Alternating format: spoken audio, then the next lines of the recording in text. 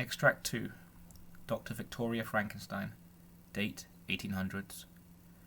The journey continues eastward. The bitter cold has meant that I have spent most of my time in the carriage wrapped in blankets. Our guides and translator have been vital in assisting us on this arduous expedition, and many hours have passed talking to our translator, Wilma. She shares her name with my younger sister, and I find this connects us with a special bond. A strange event has occurred that lets me know the direction of our course is correct, and brings both joy and misery to my heart. It brings to mind a curious story I read soon after my own cursed adventures finished all those years ago.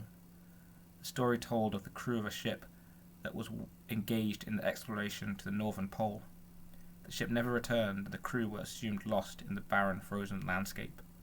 The article told of the distress of the brother of the expedition's leader, one Roberta Walton, and how he wished she had never gone on such an adventure. What has brought this to my memory is a tale I heard in a guest house in which we stayed.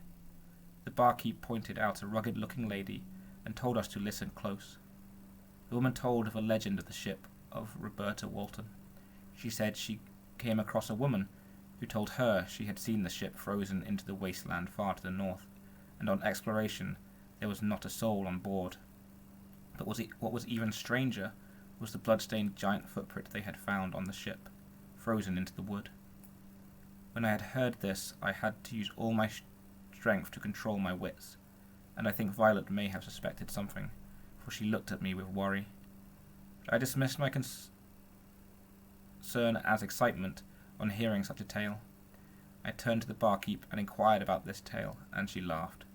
She told us that this woman loved to give her tales to the visitors, and that such stories could be heard at any guest house for many miles eastward. Something to keep the people entertained, she said. I now have some evidence and a sense that this long and tiresome journey is not a vain pursuit of an old woman desperate to atone for her mistakes. This trip eastward through Russia has been of worth. Extract 3. Dr. Victoria Frankenstein. Date 1800s. We have had a bitter journey by sea.